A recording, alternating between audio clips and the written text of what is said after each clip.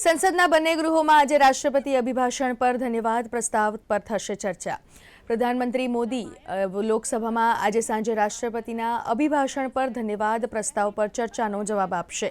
આ તકે ભાજપે પોતાના સાંસદોને લોકસભા ગૃહમાં ખાસ હાજર રહેવા માટે જણાવ્યું છે। જો રાજ્યસભાના કાર્યસૂચિ પર એક નજર કરીએ તો કેન્દ્રીય વન અને પર્યાવરણ મંત્રી ભૂપેન્દ્ર યાદવ ગૃહમાં જળ પ્રદૂષણ નિવારણ અને નિયંત્રણ સુધારા બિલ 2024ને પુનઃસ્થાપિત કરવાનો પ્રસ્તાવ રજૂ કરશે।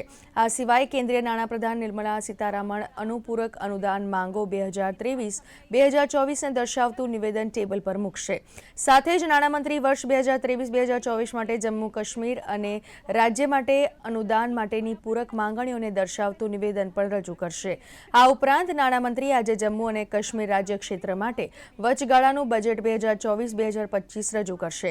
આ સિવાય અન્ય કેટલાક મહત્વપૂર્ણ બિલ પર ચર્ચા કરવામાં આવશે।